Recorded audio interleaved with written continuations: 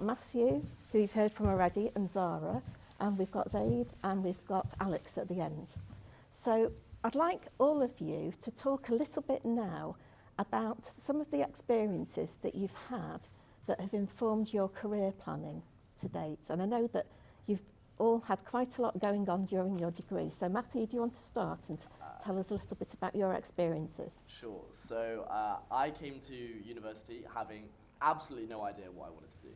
I thought there was a good chance I was probably going to do a master's and just hold on to academia for a little bit longer until I figured it out.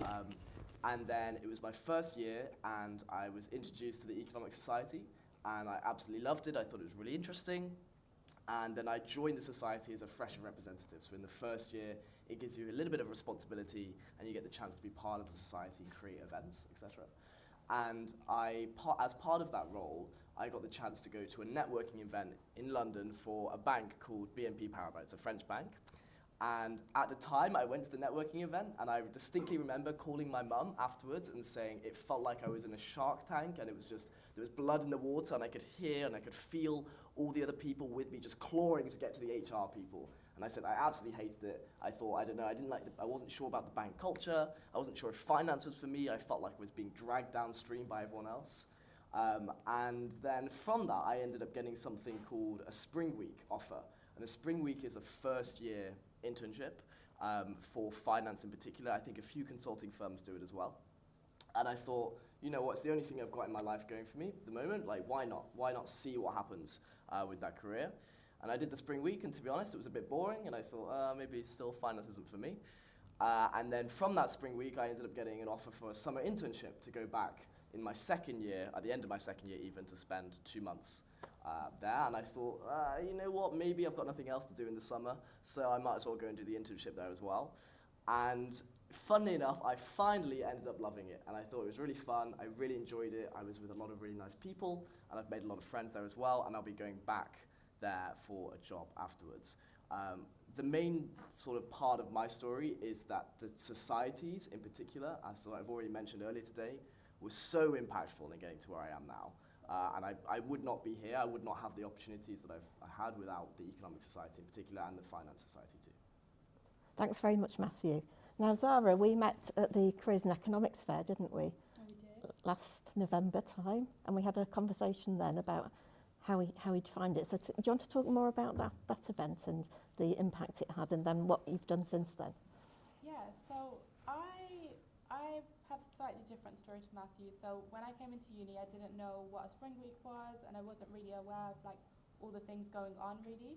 I hadn't done economics before, so I wasn't too sure on the careers involved in that. And then I never did a Spring Week in my first year. Then in my second year, I thought, let me focus a bit more on my career, let me see what else I can go into, what the possibilities are. So I met with Stephanie, and she put on a careers fair, and I got to go around and network with people from different companies, talk to people from different consulting firms, banks, stuff like that. And I think for me, I emailed Stephanie afterwards, and I thought it was a really insightful opportunity. It was the first time I'd got to like properly network with professionals and also talk to them about what their job is like. They're very honest with you, what their job is like, what their hours are like, how they find it, what their work culture is. And then, so I was applying for internships, and as I was applying for internships, I realized that I had met people at these events, so that I could message them about these things. So I messaged somebody from one of the banks that Stephanie had introduced me to, and they got back to me and they said, which branch are you applying for? And then they said, if you need any advice or help, we can let you know. And I'm waiting to hear back from them now. But yeah, they were really helpful in giving specialist advice, and they were really helpful in just talking me through which branches are best for me, which ones they would recommend, and what their journey was. So I thought that was a really insightful event. And then also, the internship that I did manage to get, thank God, was introduced to me through the careers panel. So it was Civil Service 1 in the UK, and I never really considered this as like an option. I never really thought like civil service economics career. I didn't make the connections there, but then I saw it in the careers bulletin that Stephanie sends out, and I found it really useful, and I decided that this is something I'd like to do, and I managed to land it, and I'm glad I applied. So you're going to be starting that in June? I will start that in June. Yeah. Looking forward to it. So best of luck with that, Zara. Thank you. Now over to Zaid now. So I took a bit of a different route. Not sure this mic is working, but got a loud voice, so bit of a different route. So I didn't actually do a spring week in my first year, and I think that kind of goes to show that there is a lot of pressure in your first year to get something. You don't necessarily need it. I think when it comes to experiences, just take what you can get, and that can come later as well. So in my second year, that's when I was applying for summer internships, and that's typically the pipeline. And from there, I applied all through and through the industry, made however many applications, and luckily got some kind of assessment centers from that. So went through that process specifically for a real estate firm, as well as a private equity family office, and luckily managed to secure both that summer.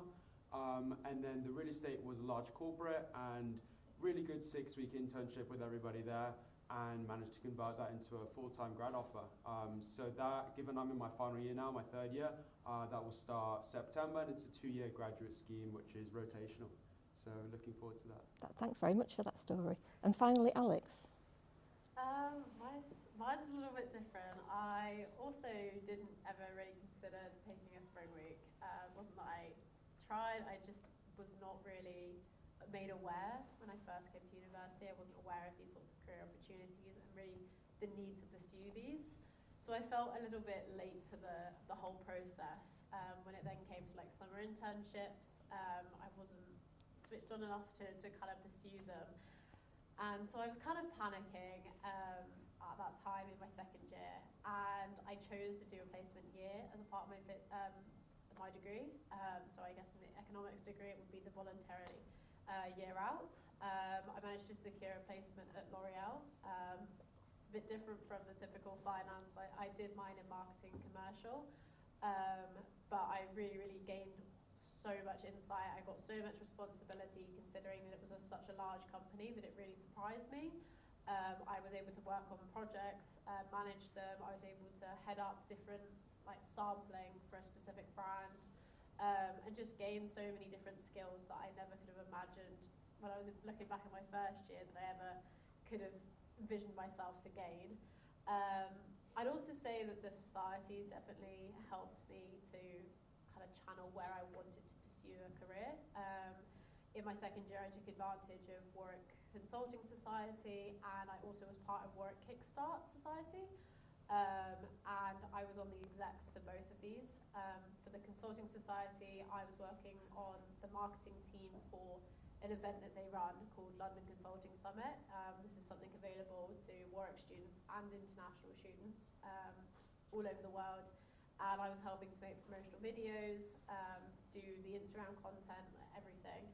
And on the Warwick Kickstart side, I was helping to run the kind of like the women's side of the marketing team there, trying to kind of promote our events for like women in fintech, which is definitely something that might come into the economics degrees. But all of that collectively has kind of made the decision for me to pursue in the long term like a career in marketing and commercial at the moment, and I have a graduate scheme lined up for next year for a company to do that as well. That's fantastic news, Alex. Yeah. And just to add to what you were saying before, as well as doing a placement as part of a voluntary year out, if you're doing just a straight economics degree, with the new economics and management degree, you can do an optional year in industry now. So that could be an option for those of you in this room deciding on whether to take up your offer or not. Now, it's interesting as well because you're both WBS, but Alex, you decided to take that year in industry, and Zaid, you decided not to. Can you explain a little bit why you decided not to do that? Yeah, so the difference really is between a 3 and a 4-year course. I do have a lot of friends right now studying abroad as well as working abroad. A couple in London actually doing some really good placements. So yes, it was something that definitely came to mind at some point, and I actually was applying to a couple of opportunities. But as I said earlier, it really depends on what you can get. And so this was not something I decided really early on at the start before I even went into university. This is something I was considering. And I think that's something that's really important as well, is that it is an option and it's flexible. So when it comes to the placement, I think that for me was more if the opportunity came about. Otherwise, a summer internship was also just as good to me because that could still lead to opportunities down the line. And as a result, a 3-year degree was enough for me to really secure a grad role. I think that was the long-term goal. Okay, thanks for that. Alex, anything to add there in terms of your very different experience of having a whole year to get experience in? Yeah, I definitely would, like looking back, I'd still recommend wholeheartedly to do placement year. I think any sort of work experience, even if you don't get a placement year, is still extremely advantageous.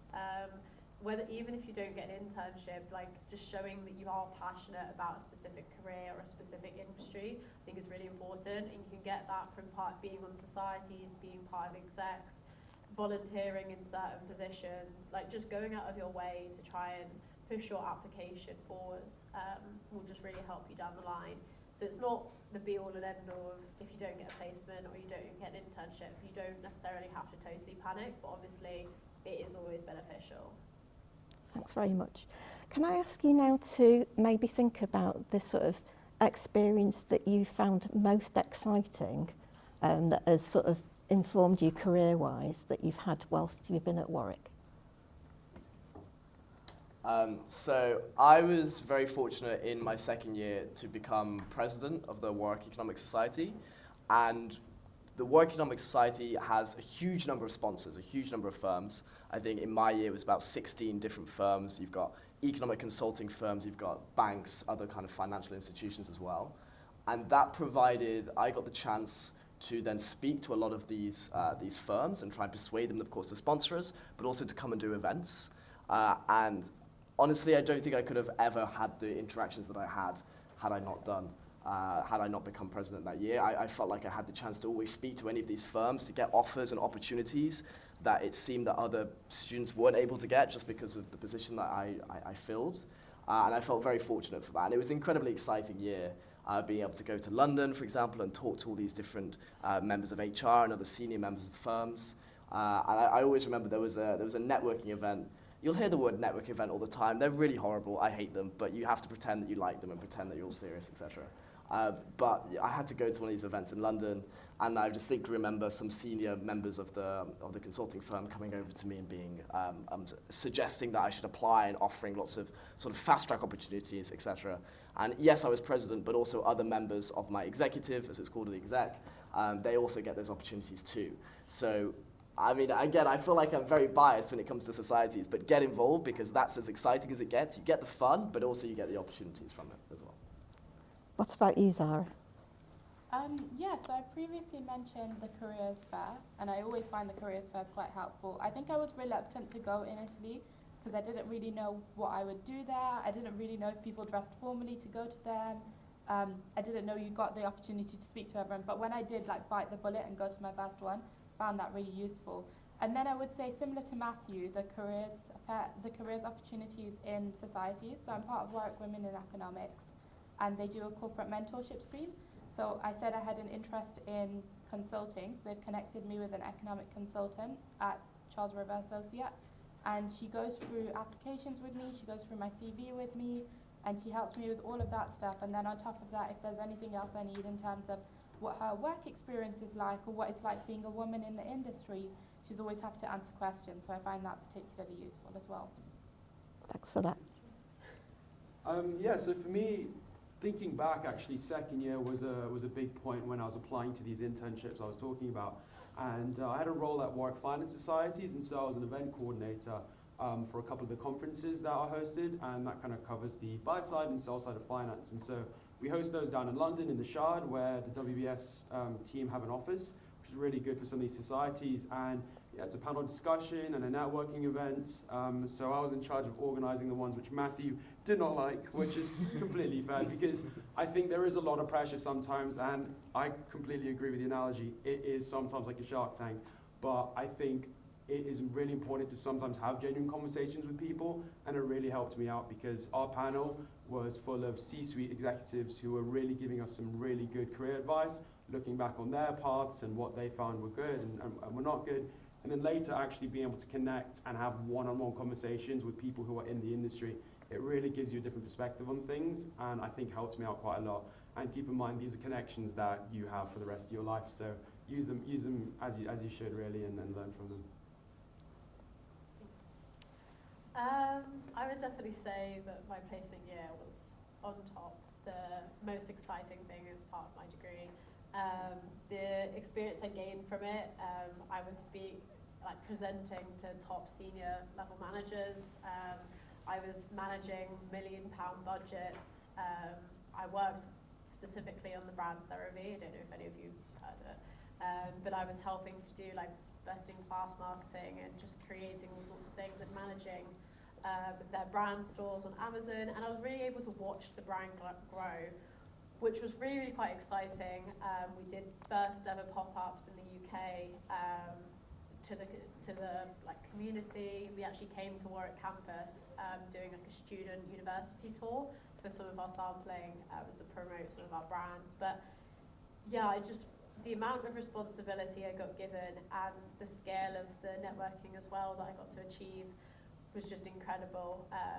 And it was nothing else that I could ever really imagine. And then coming back in my 4th year, where I've been sat in lectures countless times being like, oh, you know what, I really understand why we've done that in the real life scenario. Like I can visually see the content I'm learning versus what I've learned in the workplace. And it's nice to form that connection.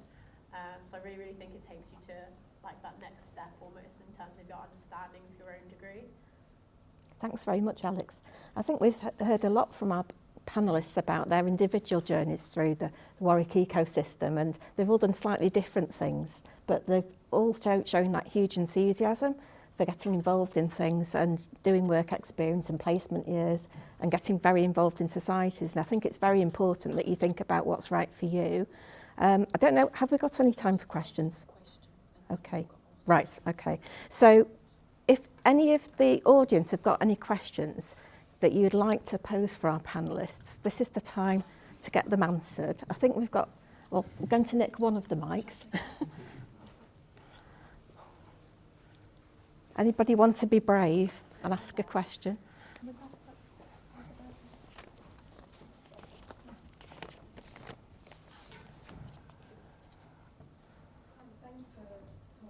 today. Just in terms of the economics course, would you be able to talk a bit about the difficulty and the frequency of assessments? I think that's something I don't know if it was that clear in the report.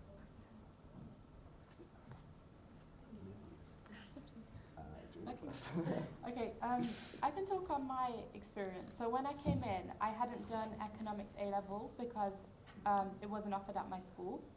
I found that the gap for me personally, it was a bit of a gap because I hadn't done that. But then once I connected it a bit more and I got into my degree a bit more, it helped bridge it. And I also think that's why your first year doesn't count for much towards your degree, because it helps you bridge any gaps. Then your second year, it's like an even playing field. I would say in terms of difficulty of assessments, it's as difficult as you make it. So if you stay on top of things, if you stay on top of the concept checks and stuff they offer, hopefully it's not as difficult. And there's also forums you can post on to ask any questions throughout the year and stuff like that. And your assessment questions are generally similar to your seminar questions, I've found. So if you go to your classes, hopefully it shouldn't be that bad. And then in terms of assignments as well, I would say go and get advice on them and ask people who have done them, but they are doable, definitely. Yeah, I think overall, you get a lot of support throughout the year. So realistically, you won't go into an exam and see a question you've never seen before, or it's completely new. Difficulty-wise, for me, the hardest type of assessments were mid-term assessments, the ones that were, maybe at the end of December or at the end of March as well, because those are the ones where you've not got all of Easter break to do your full revision for a summer exam. So, as was said, you do need to stay on top of things, which can be quite tricky when you have a life on top of the degree. I would say the summer exams are fine. First year, you get a good indication of what they'll be like. Second year, for me, it was worth 50% of my degree, and third year is worth 50%. Second year is a step up in difficulty, definitely, and the exams prove that as well. I would say second year exams for economics are very mathematical, so if you do keep on top of your maths and on your problem solving in those ways, you'll be fine. I haven't done my third year exams yet, but I found that this year feels a lot more theory-based and more essay writing. I don't know how much more difficult that would be. I think it's more, there's more room for error, I suppose, in that way with maths, you're either right or wrong. But I wouldn't stress it. I think people seem to think, GCSEs and then A-levels are way harder than GCSEs, and then degree, you have no idea, it's going to be crazy. It's really not. You just sit in the same exam hall. It's the same type of questions. You have all the help. I know Jeremy here, I moved for econometrics last year, and he taught it. I think he probably answered more than 300 questions of students. I wouldn't be surprised if it was more. So if you have a question and you don't know what to do, you will get the help you need. So don't stress the exams. And also, come on, you've got a year at least until the first exam. Focus on the A-levels first. You'll be fine. Is my question? Oh, there's quite a few now.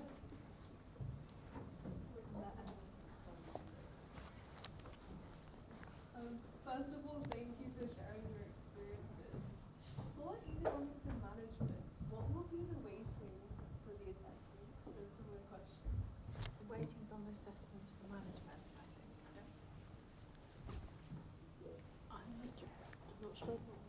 Yeah, so when you say weightings for assessment, is that kind of the type, is it between economics and management, as in the two departments? Are you talking about the joint course? Yeah. It's brand new. So it's 50-50, I believe it Should be 50-50. is each year 50-50. Well, it's the same for first years, it's the same as you were saying, that doesn't count towards your degrees, the Yeah. second year, third years. And then in terms of Jeremy, do you want to? I think Professor Jeremy Smith, who is head of department, interim head of department. Yeah, interim head of department. So if I've understood it, but please correct me if I'm wrong, so economics and management, essentially it's going to be 50-50, that you've got to do half economics, half management in each of the years. First year doesn't count, second year counts 50%, third year counts 50%. If you're talking more specifically within a module, how much is assessed versus final exam, then that's very module specific. But in general, we tend to give more weight to final exams in economics. In management, It does vary. In management, you'll find, I was explaining this earlier to someone that, sorry, I'll take the mic. Your modules will stress, I think, a more well-rounded, well, not well-rounded, but just a different kind of approach when it comes to assessing. So I think economics will be more exam-based, whereas management, there are things like group work, presentations, a lot of group assignments that you'll find will be quite different to economics, and those will really change the weighting. I think some of your more financial modules will have exams at the end, but you'll take some core modules such as ones in entrepreneurship, which will stress the more collaborative presentation approach. So I think you'll find it varies a bit more with Warwick Business School, but yeah, it'll be quite well-rounded. There was one question over there.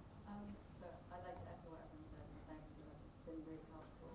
For people taking a joint honour degree, so I'm applying for modern languages and economics, do you know how mathematical the economics degree is?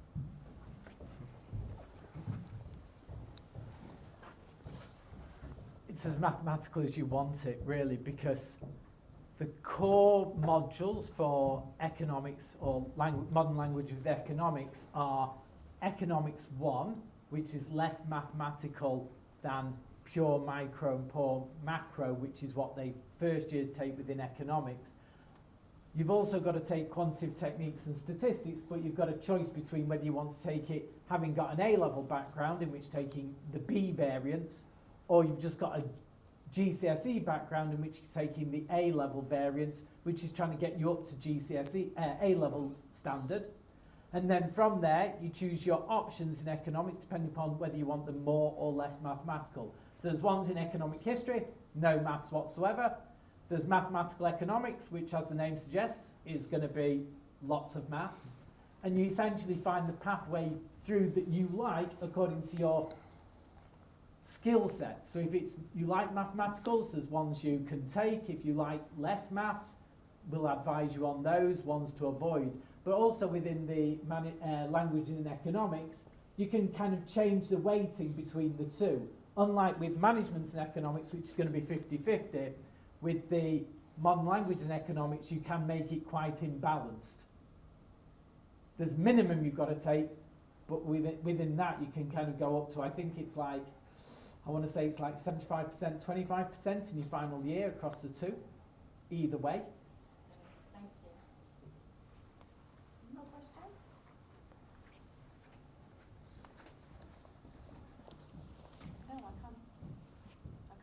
more questions. So, is there one? Yeah, thank you very much. So, that's the end. Oh, is there one more? Sorry.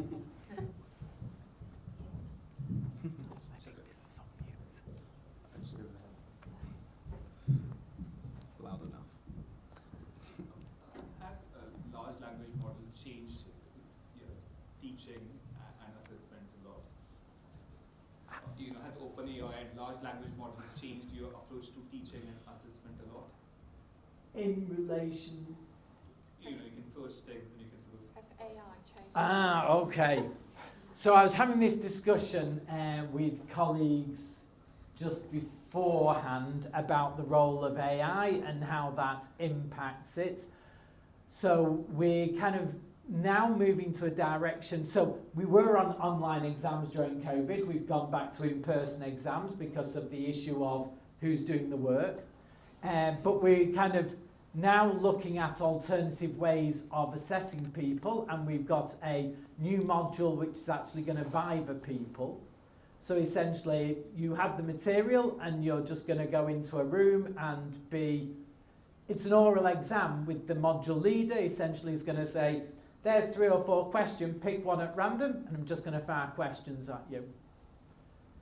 So that's going to be one new variant of things, and I think what it's going to do is it's going to make people forced to reflect on what opportunities are available for individual students to do their learning. I think the days of here's an essay and it's the same essay for everyone are probably gone, because I can get a pretty good essay by typing the title into certain very popular generative AI systems and get a pretty good answer these days. It used to be the case, I think if I went 2 years ago, we tried it and we were giving those AI generated essays about 40 to 45. Last year when we marked them, it was kind of 60 to 65. I suspect in 6 months' time it's going to be a pretty good first, so we've got to move and be ahead of the game.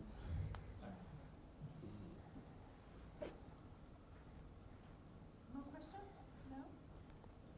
Okay, so thank you to the panel. Thank you everyone. Thank you for coming.